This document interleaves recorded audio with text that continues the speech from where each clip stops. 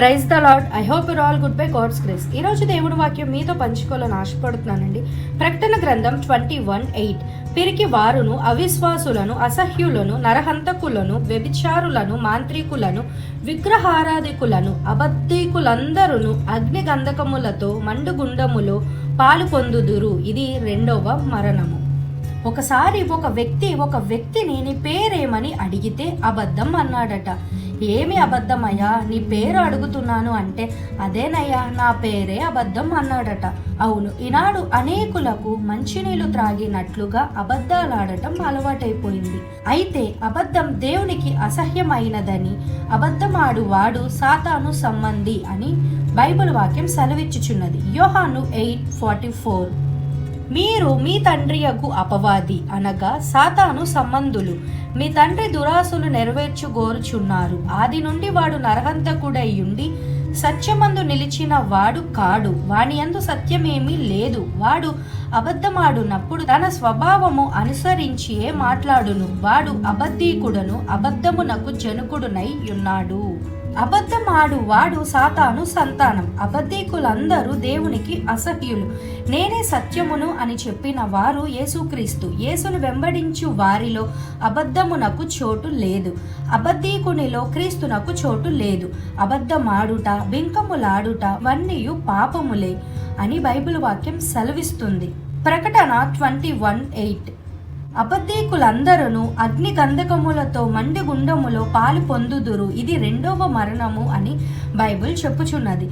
ఉదాహరణకు బైబిల్లో యాకోబు తండ్రి యొద్ద జ్యేష్ఠత్వపు హక్కును పొందగోరు వచ్చినప్పుడు, నాయన నీవెవరివి అని తండ్రి అడుగగా, నేను నీ పెద్ద కుమారుడునై ఏసావును అని అబద్ధమాడాడు. అయితే ఆ తర్వాత 20 సంవత్సరములు అబద్ధముతోనే అతడు బ్రతికినందున ఆశీర్వాదం పొందలేకపోయాడు. కానీ చివరికి పెనియోలు యొద్ద తన అబద్ధమును దేవుని సన్నిధిలో ఒప్పుకొని, నేను యాకోబుని మోసగాడిని అని తన నిజమైన పేరుని చెప్పినప్పుడు దేవుని దీవెన పొందాడు.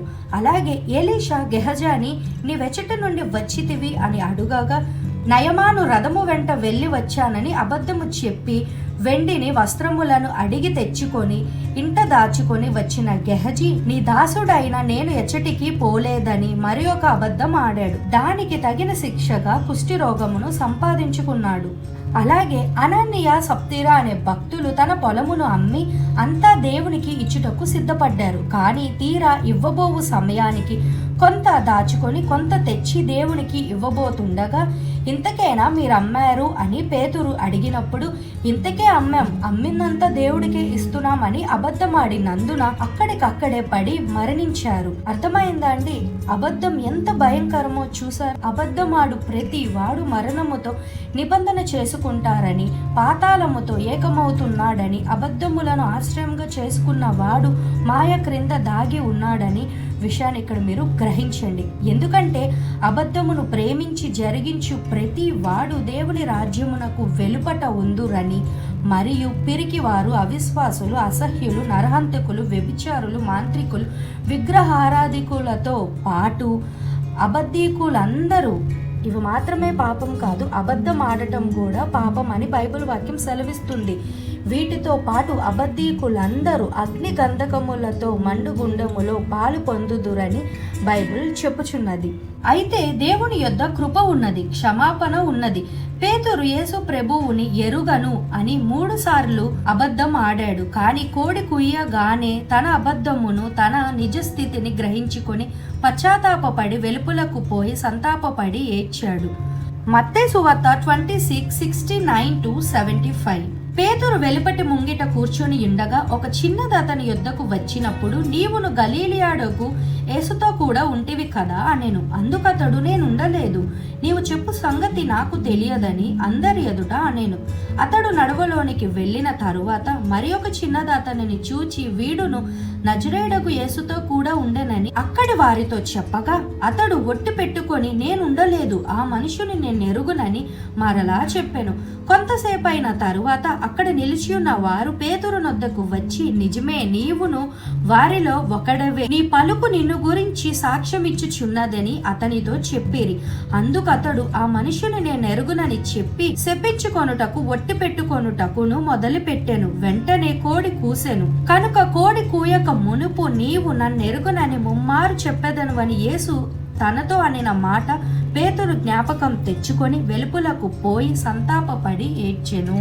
మొదట పేతురు దేవుడు ఎవరో నాకు తెలీదు అని 3 సార్లు అబద్ధం ఆడాడు.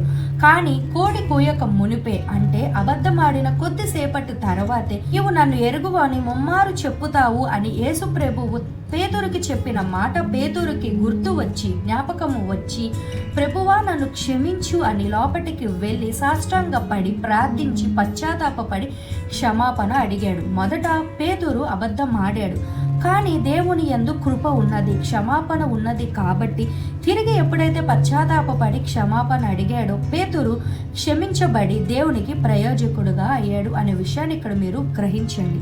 అర్థమైందండి? నరహత్య, వ్యభిచారం, మాంత్రికం, విగ్రహారాధన, దొంగతనం ఇవి మాత్రమే పాపం కాదు, అబద్ధం ఆడటం కూడా పాపమే అని బైబిల్ వాక్యం సెలవిచ్చుచున్నది. అయితే దేవుని యందు కృప ఉన్నది కాబట్టి పాపమును ఒప్పుకొని పశ్చాత్తాపపడి విడిచిపెట్టి దేవుని యందు క్షమాపణ అడిగితే ఆయన కృప ద్వారా మీరు క్షమించబడతారు అనే విషయాన్ని గ్రహించండి. కాబట్టి ఈరోజు వాక్యం వింటున్న మీకు అబద్ధములాడుట అలవాటైపోయిందా? అబద్ధము ఎంత అపాయకరమైనదో గ్రహించి పశ్చాత్తాపపడండి. మీ అబద్ధములు ఒప్పుకొని విడిచిన ఎడల మీకు ఆశీర్వాదము అనే విషయాన్ని గ్రహించండి. లేనిచో దాని ప్రతి ఫలము ఈ లోకములోనే కాదు, అగ్ని గంధకములతో మండు గుండములో పడి నిత్యము అనుభవించక తప్పదు అనే విషయాన్ని కూడా గ్రహించండి. కాబట్టి మనుషులతోనూ దేవునితోనూ అబద్ధములాడుట మాని దేవుని యందు నిజాయితీగా విశ్వాసంతో ప్రార్థించండి. తప్పకుండా దీవెనలు, ఆశీర్వాదములు మీరు పొందుకుంటారు అనే విషయాన్ని గ్రహించండి. దేవుడు మిమ్మల్ని బహుగా దీవించి ఆశీర్వదించును గాక. ఆమేన్. ప్రార్థన.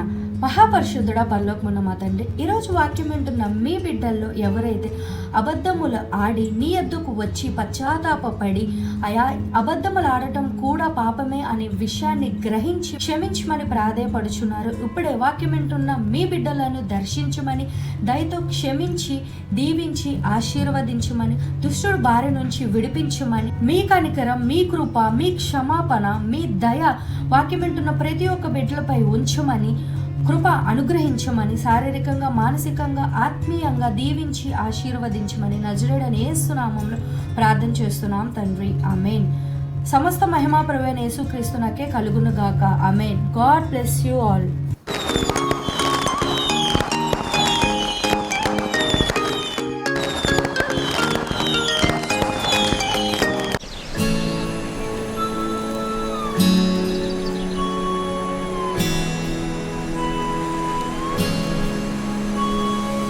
you